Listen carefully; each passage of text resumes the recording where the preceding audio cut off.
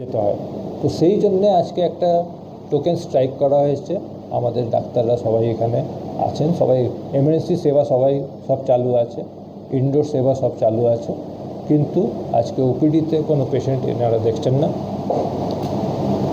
আর আপনাদের কাছে তো যেটা বলা হয় ইসিএল সিকিউরিটি রয়েছে, তারপরে সিআইএসএফ রয়েছে, তার সত্ত্বেও আপনারা যেটা বলছেন আনসেফটি আমরা আমি তো একটা কথা বলি, এখানে সিআইএসএফের পোস্টিং ছিল আমাদের ইসিএলের গেটে, ওরা ভেতরে ঢুকতো না, ওরা গেটে থাকতো, কিন্তু সেটাও উইথড্র করে নেওয়া হয়েছে। তারপরে এখানে সিকিউরিটি গার্ডকে ইসিএলের ইয়েতে দেওয়া হয়, 3 জন এখানে সিকিউরিটি ইন্সপেক্টরকে দেওয়া আছে। আর বেশিরভাগ আমাদের সকালবেলা বা দিনের বেলা এখানে যত মহিলা কর্মচারী সিকিউরিটি গার্ড আছে তাদেরকে দেওয়া হয়। তো ওটা পর্যাপ্ত নয়।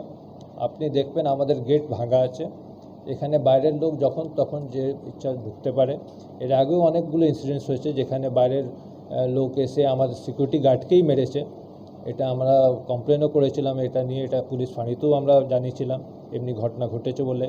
এর আগে অনেক সিস্টারদের সঙ্গে অভদ্র ব্যবহার করা হয়েছে, অনেক বাইরের লোকরা আসে, আমাদের ওয়ার্ডে কোনো সুরক্ষা নেই, যে যখন ইচ্ছা ঢুকে যেতে পারে ওয়ার্ডের মধ্যে। তো এখানে সিকিউরিটি আমাদের অসমর্থ হয়ে গেছে, এটা আমাদের সিকিউরিটি প্রদান করার জন্যে। এটা নিয়ে আমরা উপরের কর্তৃপক্ষকে জানিয়েওছি অনেকবার আমাদের সিকিউরিটি সংখ্যা এখানে বাড়ানোর জন্যে।